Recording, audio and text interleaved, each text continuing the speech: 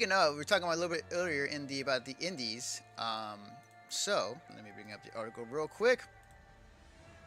This is reported out of GameIndustry.biz, written by uh, Rebecca Valentine. Indie developers are unhappy with Steam's new revenue sharing tiers. Developers take to social media to voice concerns that Valve is pushing out indies as it courts AAA. Last Friday, Valve dropped some news that was likely very exciting for a certain subset of developers on Steam.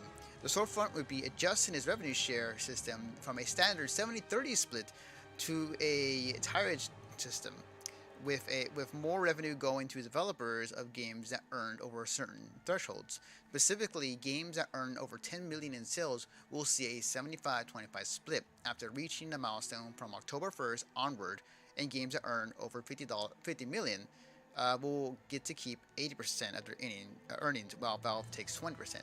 This change, in many ways, is unsurprising one as AAA publishers begin to move away from Steam. Ubisoft and EA has been releasing games on their own launchers for some time now. And earlier this year, both Bethesda and Activision made moves to buck a trend of Steam releases, with Fallout 76 and Call of Duty Black Ops 4 staying solidly on the Bethesda launcher and Battle.net, respectively. Fortnite, arguably the most talked about game 2018, has avoided the storefront. Furthermore, Steam now has a new competitor in the Discord store to worry about.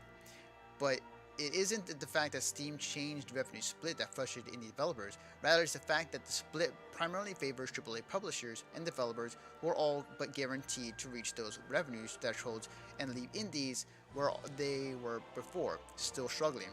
Over the weekend, a number of indie developers took to social media to voice their frustrations with the change. And I guess some quotes here if I'm going to read it, but basically what's happening is, because of the new changes with the revenue sharing and the way that it works with Steam now, it basically comes down to that if you are not a big AAA publisher, you're not going to see the benefits of these new changes. Like, indies are pretty much getting the short end of the stick in regards to how many copies they need to sell in regards to even see that or sniff that. And a lot of indies are not happy. They are not happy with the changes. Yeah, they shouldn't be. I mean, to me, that's Valve becoming too big for its own britches, essentially. And when we're talking about the last topic, like this is, they're shooting themselves in the foot, man. Like, straight up. They are. They're taking away the fucking, like, AAA is not where Valve needs to concentrate, or Steam needs to concentrate. That doesn't make any sense to me. AAA titles, like, already have enough ad revenue to push their game as hard as they can on every platform.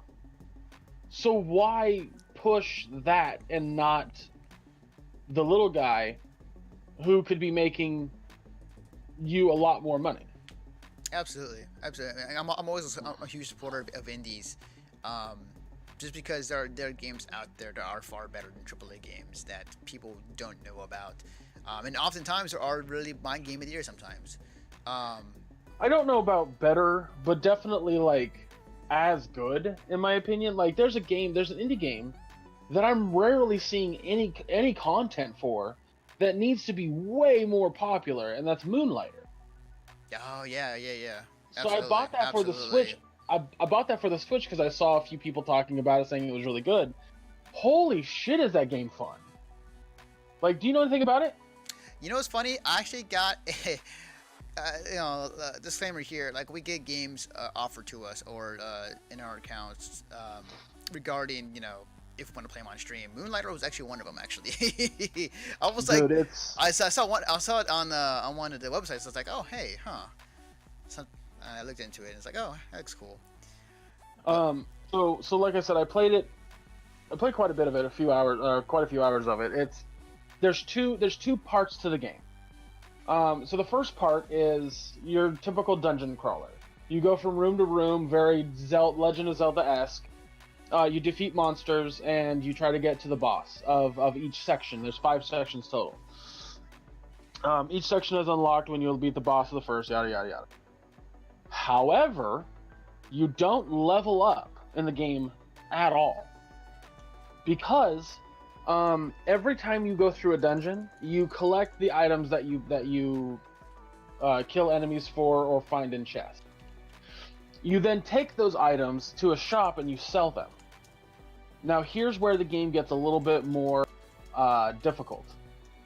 For every item that you sell, you set the price. You watch customers come in. If they're unhappy, it means you overpriced it. If they're too happy, it means you underpriced it. You want them to be just happy, which means that it's perfect price. Because they'll pick it up just every time, and they're just like, "This is great. I have no problems with this price." Yep. So you have to keep that on retainer, and you want to upgrade your shop. You want to upgrade like your bed, so that way you get extra health when you go into the dungeon. You want to upgrade different aspects. You can the town itself. You can get different people to show up. So there's a guy that can upgrade parts of your shop itself to help, or give you items to put in your shop to help. There's a potion girl. There's an armor guy, an armor weapons guy.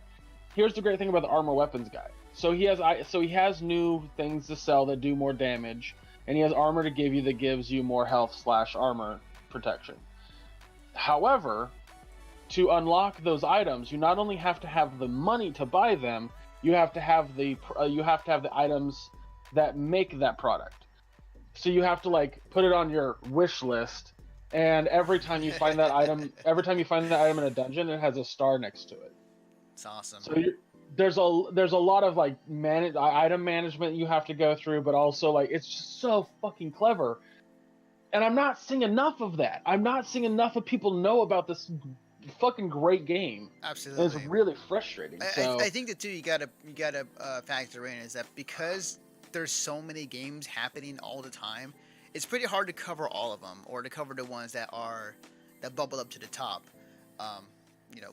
But there are definitely games out there that people do not get enough coverage on that should be, and that's something that for a lot of gaming outlets, including ours in this podcast, is like, hey, which games do we choose that are good and awesome? Like, we need to play, whatever one that comes out that we've been hearing about. Right, and that is the downside to having.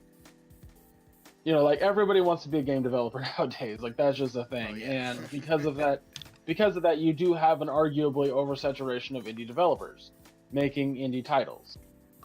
It's really hard to keep up with games nowadays because there's so many indie titles. There's so many AAA. This last 2 months, I think I've bought a new game every paycheck, whether it was pre-ordering or not. I have bought a new game every paycheck, and I get paid weekly. Nice. Like there's just too fucking much sometimes. Absolutely.